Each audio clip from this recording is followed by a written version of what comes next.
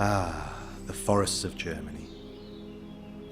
Be ashamed to lose all this, but I'm not quite sure I'm ready to drive one of those horrible little electric cars to hang on to it. So how exactly do you reconcile a fondness for the planet with a love of disgustingly fast cars? Here's Porsche's solution, the new 911. Okay, so it doesn't look very new. There are no sheet metal changes, just tweaks to the lights and bumpers, some new mirrors and different alloy wheels. But underneath the skin, this is a substantially different animal.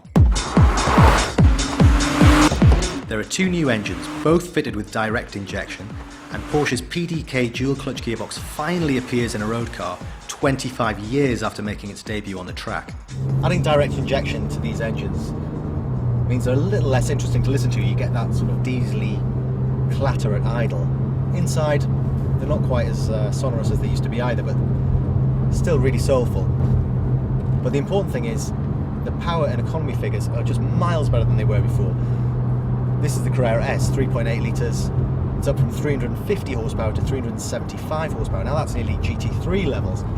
And if you pick the Carrera, that's now got 340 horsepower, yet it does 29.5 miles per gallon on the combined cycle and emits 225 grams per kilometre of CO2. So it's below the seriously bad tax ban, and it's more economical than an Audi TT V6. Can you believe that?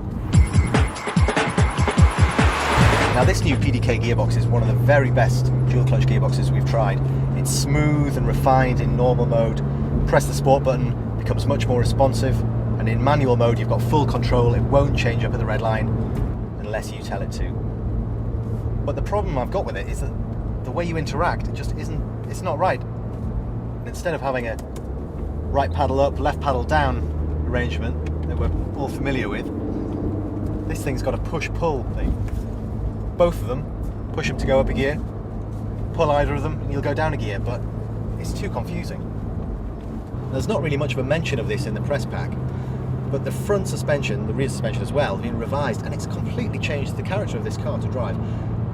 Previous 911s had this funny sort of bobbing effect on the nose, uneven surfaces, get the nose playing around there. It was sort of characterful, but sometimes you didn't quite have the confidence you needed to lean on the front end through corners. Now this time, it's totally changed.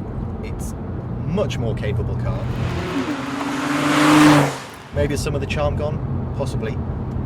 But I think a lot more people will be able to get into this car and feel comfortable going fast.